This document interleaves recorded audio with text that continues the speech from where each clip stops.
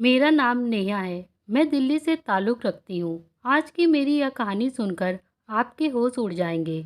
मैं काफ़ी जवान और खूबसूरत थी, पढ़ी लिखी भी थी। कॉलेज में ही मेरी एक लड़के से दोस्ती हो गई और धीरे धीरे वह दोस्ती प्यार में बदल गई और हम दोनों एक दूसरे से इतना प्यार करने लगे थे कि हमारी बात शादी तक पहुँच गई। मैं अपने माता पिता की इकलौती बेटी थी। मेरे पिता की मृत्यु काफ़ी साल पहले ही हो चुकी थी और मेरी माँ भी अब बीमार रहती थी। इसीलिए मेरी माँ चाहती थी कि मेरी शादी जल्द से जल्द हो जाए। मेरी माँ ने मेरे लिए रिश्ते तलाश करना शुरू कर दिए थे। मैंने उस लड़के से कहा कि तुम मेरे घर रिश्ता भेज दो। मेरी माँ मेरे लिए रिश्ता तलाश कर रही है। तब मेरे होने वाले पति ने अपने घर से रिश्ता भेज दिया और इसी तरह से हम दोनों की फैमिली की रजामंदी से हम दोनों की शादी हो गई। मेरी ज़िंदगी बहुत अच्छी गुजर रही थी। मेरी शादी दिल्ली में ही हो गई थी। मेरे पति नौकरी किया करते थे। मेरे ससुराल में मेरे सास ससुर थे, जबकि उनकी बड़ी बहन की शादी काफ़ी सालों पहले ही हो चुकी थी और वह दूसरे गांव में रहती थी। मेरी नंद हमारे घर पर कभी कभी आया करती थी। मेरी शादी के 2 साल गुजर गए और मैंने एक प्यारी से बेटे को जन्म दिया। हमारे घर में चारों तरफ खुशियां थीं। हमारी ज़िंदगी बहुत अच्छी चल रही थी, लेकिन शायद हमारे हंसते खेलते परिवार को किसी की नज़र लग गई थी। मेरा बेटा 10 साल का था जब मेरे पति को अचानक हार्ट अटैक आया और उनकी मौके पर ही मौत हो गई। घर का सारा खर्च मेरे पति की कमाई से चलता था। अब हमारे घर में परेशानी आने लगी थी। मेरे ससुर नाई का काम करते थे, बस थोड़े बहुत ही पैसे कमा लिया करते थे। लेकिन अब मेरे पति के मरने के बाद घर में बहुत ज़्यादा परेशानी आ गई थी। पैसों की भी काफ़ी दिक्कत हो गई थी। इसी तरह से कुछ ज़िंदगी गुजर रही थी। लेकिन मेरे ससुर ने एक नया काम शुरू कर दिया था। ये तो पहले से ही थे और लोगों के बाल काटा करते थे, लेकिन अब वो लड़कियों के बाल काटने के नाम पर आधी रात को उनके साथ छत पर जाते थे। यही सब करते करते काफ़ी समय गुजर गया था और मैं अपने ससुर की यह बात काफ़ी दिनों से नोटिस कर रही थी, क्योंकि रात को वो क्यों छत पर जाते थे उस टाइम में और मेरा बेटा सो रहे थे। एक दिन मैंने सोचा कि आज रात मैं जाकर ससुर के काम के बारे में पता लगाती हूँ। वो आधी रात को क्या करते हैं। मैं धीरे धीरे दबे पांव सीढ़ियाँ चढ़ रही थी। रात का अंधेरा बढ़ता ही चला जा रहा था।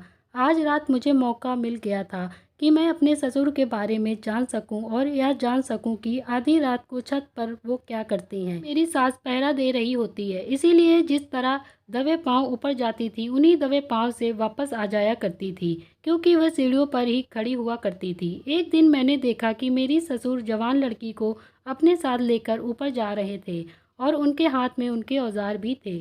शायद वह उस लड़की के बाल काटने के लिए जा रहे थे। लेकिन मेरी यह बात समझ नहीं आती थी कि जवान लड़की को आधी रात में छत पर ले जाकर उसके बाल क्यों काटा करते थे। हर बार मेरी सास की पहरेदारी इतनी सख्त हुआ करती थी कि मैं चाहकर भी छत की तरफ नहीं जा पाती थी और कभी कभी तो मुझे अपनी सास पर भी हैरत होती थी कि कैसे वह अपने पति को किसी कुंवारी लड़की के साथ रात की तन्हाई में अकेला छोड़ सकती हैं। एक दिन मेरी सास सो गई थी और मैं छत तक पहुंच गई थी। मेरे ससुर कुछ देर पहले ही गांव की नई जवान होने वाली लड़की कविता को लेकर छत पर गए थे और अब पूरे 2 घंटे से पहले नीचे नहीं आने वाले थे। मेरे ससुर पहले ऐसा कोई काम नहीं करते थे, न जाने उन्हें अब क्या होने लगा था।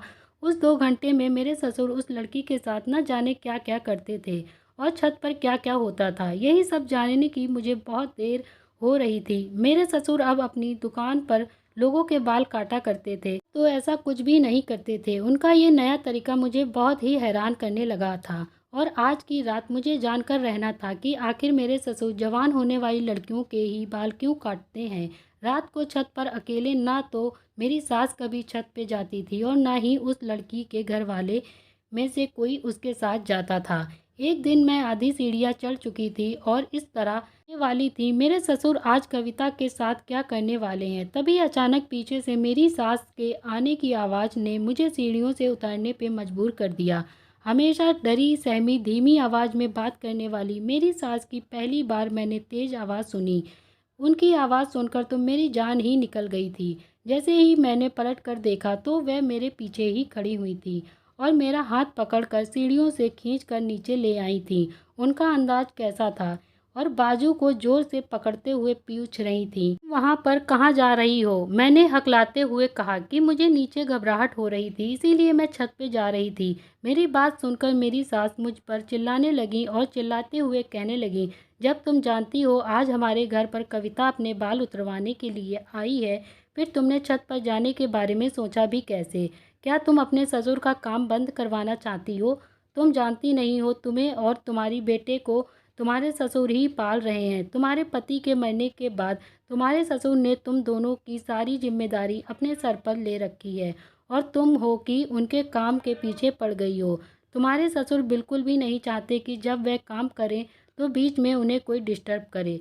यहाँ तक कि मैं भी इसीलिए कभी ऊपर जाने की कोशिश नहीं करती। आज के बाद तुम भी मत जाना आधी रात के टाइम, और इस तरह मुझे कभी अपने कमरे के बाहर नज़र मत आना। मैं अपने सास की बातें चुपचाप सुन रही थी। मैं कमरे में आकर अपनी सास की बातें सोच रही थी कि मेरे ससुर मेरे और मेरे बेटे का पेट पाल रहे हैं और मेरा पति भी जिंदा नहीं है।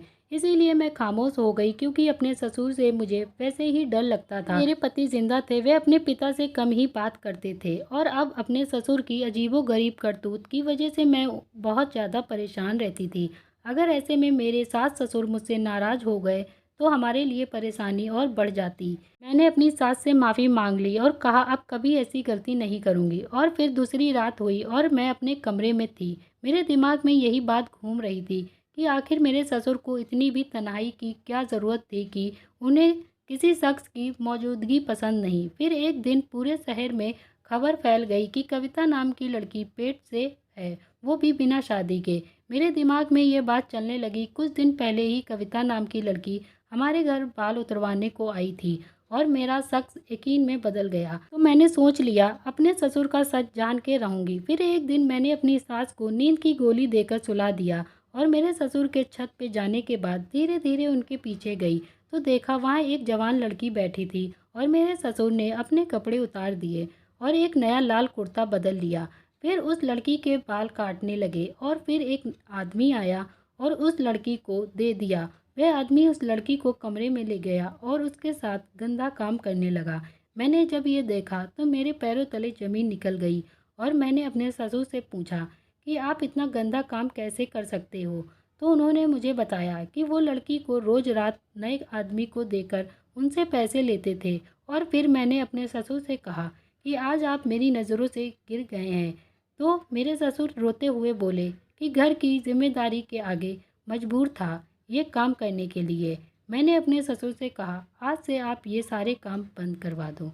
अगर आपको ये वीडियो पसंद आई हो तो प्लीज़ चैनल को लाइक शेयर सब्सक्राइब करके अपना ढेर सारा प्यार और सपोर्ट दें। Thank you guys.